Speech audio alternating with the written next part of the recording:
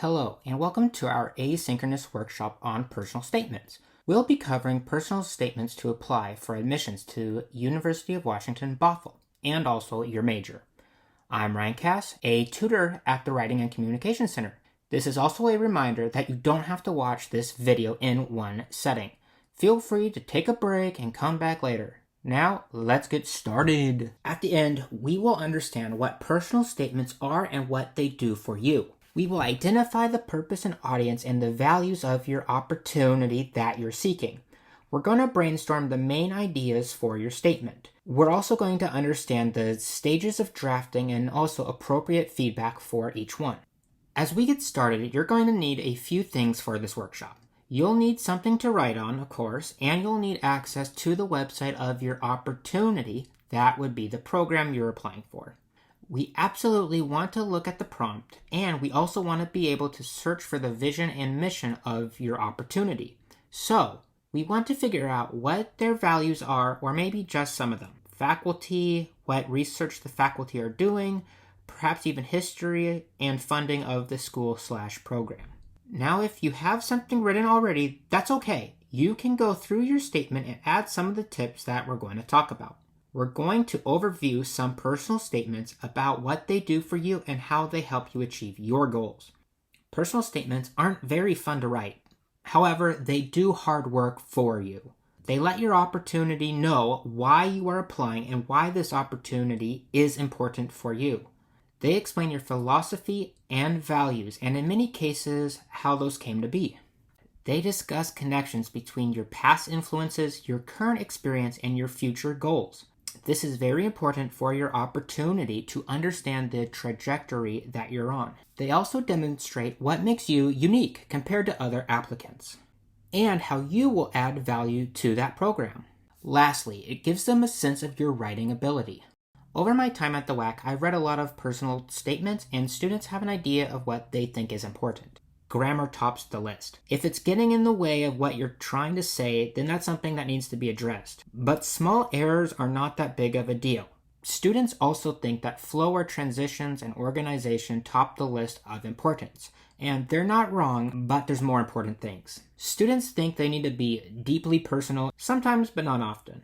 Most importantly is to address the prompt. If you don't answer the questions that they ask, then they have no way of knowing how you're going to fit in their program. Your statement has to be engaging. It has to pull your audience in and make them interested in you. You have to be honest, of course. You cannot lie or make a bigger deal about some of your experiences. The organization has to be easy to follow and logical. Your personal statement has to be well written, but mostly it has to be clear. We're going to review some prompt examples and how to unpack them. If we don't talk about your specific opportunity, stay with us to learn how to read and respond to any written prompt. We will cover the admission and transfer essay as well as specific school essays. Feel free to skip to your specific section.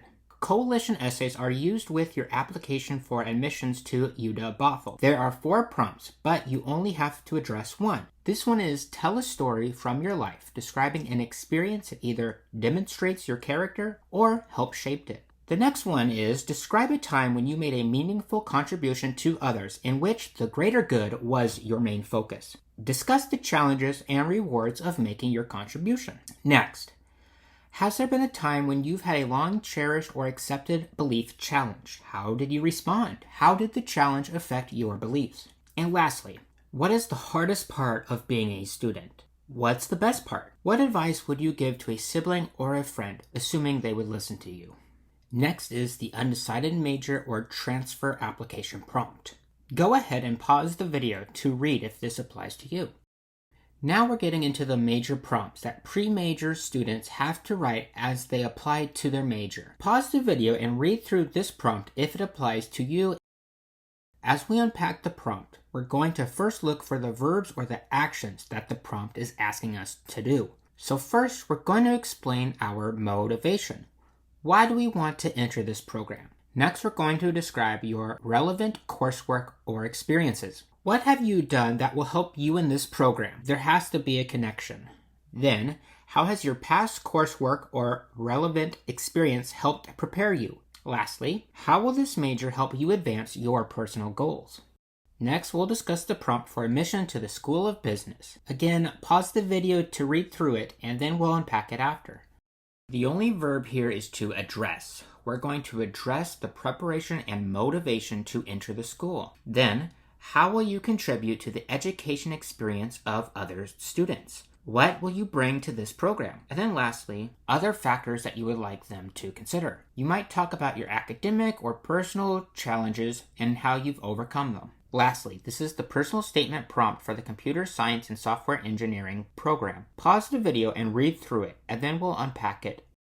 Unpacking this prompt is a little tricky, but not hard. The verbs that we're always looking for are here, and they want us to act on very specific things. First big question. Why are you interested in computer science? There's that question. Why do you want to do this? And then specifically, why UW-Bothel's program? Next, do you have experience in hardware or software? If so, describe it. Next, we're going to talk about collaboration and diversity. How do you plan to work with a diverse group of students, and what diverse perspectives will you bring? Then lastly, if you've applied before, what has changed? Have you repeated courses or overcome significant obstacles? Please explain these things.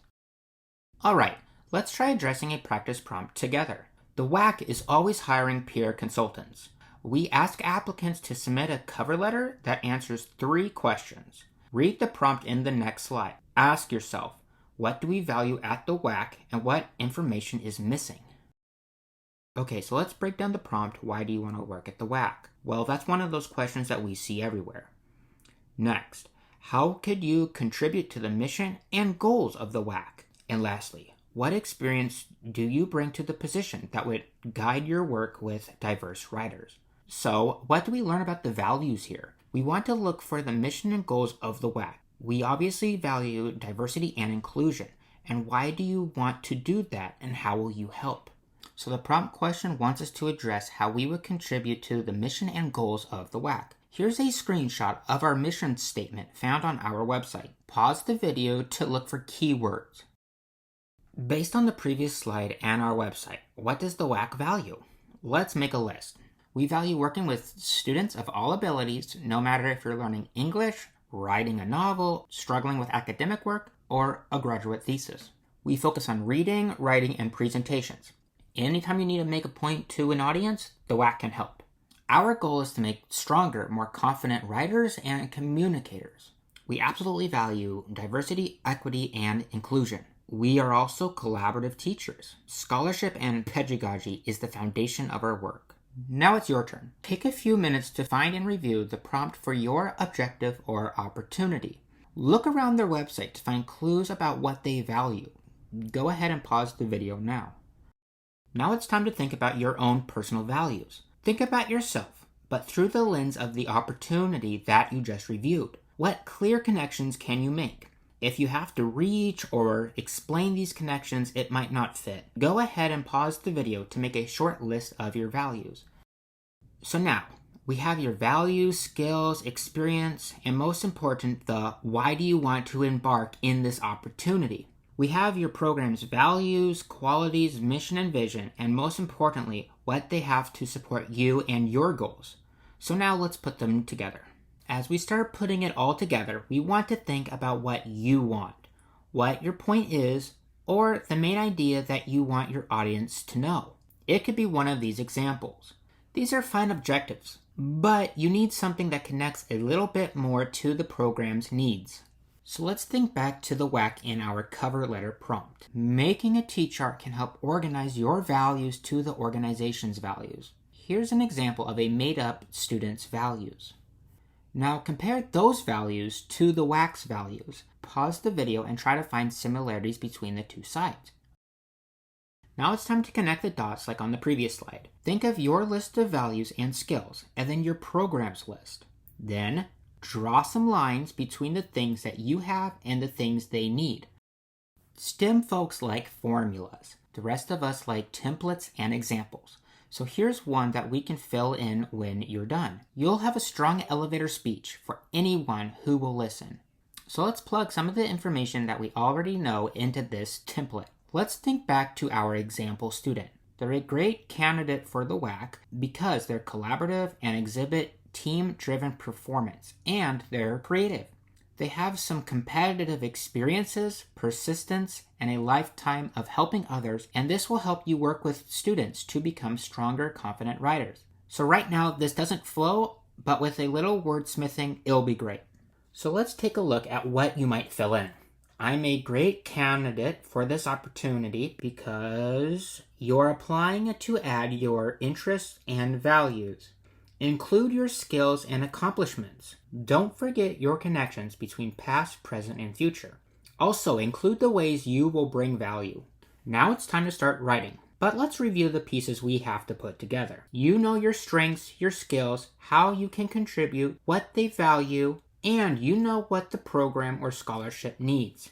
You have strong connections between the two, you and your audience, meaning the opportunity that you're seeking. You now have a strong elevator speech that details these connections. Now it's time to tell a story about how all these things go together. What if I told you I'm awesome?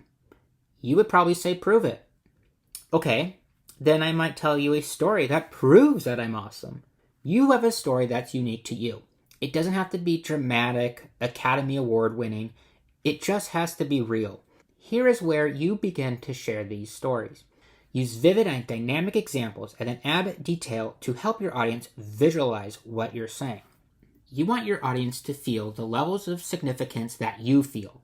Focus on the why am I supposed to care about this, rather than just the what. I like to pretend that my worst enemy, my aunt, is forced to read my paper. They would constantly be questioning, why does this matter? Why don't you get a job or something? But focusing on the so what, your audience tends to be more invested in your story. But how do you show and not tell? How do you say you're awesome without saying, I'm awesome? So here, this person is saying, I'm ambitious and driven. What does that even mean? Here is some elaboration. Pause the video and see if you can figure out the difference, besides the length. Here's another example of showing versus telling. I'm intellectually curious. Okay, how? This is an excellent example of showing. There's detail. And it also draws us into their answer. So maybe you don't think you're any of these previous examples. Maybe you think you don't have anything in your life worth writing about. Well, I'm here to tell you that you are unique in some way compared to the average individual. So here's some things to think about. What are your intellectual influences? Who were the professors that you worked with? Maybe what drives you at work? Beside the money, let's be honest here. Maybe people enter a program and realize this isn't what they want. Then they have a turning point and they go in a different direction. What's been difficult for you? You might consider talking about how you prepare to go to college. How did you prepare for your major? How did you prepare to do anything? Earlier in this presentation, I talked about connecting your past to your present to your future. So here's a nice way to do that. Past experiences inform present research that extends to future research. Once you have an anchor point, which is an experience, a story, a philosophy, or value, then you can start connecting it to present experiences, classes, activities, and then your future plans. So let's talk about detail. Read through this paragraph and think about it. It's perfectly fine by itself. This isn't a trick question, but how would you improve it? What do you think is missing? Pause the video and read through it. So how is this paragraph better? There's also larger words, but mostly it adds detail about professors and classes that they've taken and their goals. Now we're in the home stretch. Let's talk about actual writing and not planning to write. No matter your writing style, revise your review. You revise your review, and then this is a cycle that you repeat and repeat and repeat and repeat and repeat and repeat. As you sit down to write, I would like you to consider this quote. Even the best writers struggle with writing, and revising is an important part of the process. Pause the video and read through it. The second quote is about shitty first drafts, and yes, we can swear on an academic resource video. What I'd like you to know is that I'm not saying you do have a shitty first draft, or you will have one. But if you do, it's okay, because you're exactly where you need to be. That's where you begin to review and revise. Stop the video and read this quote.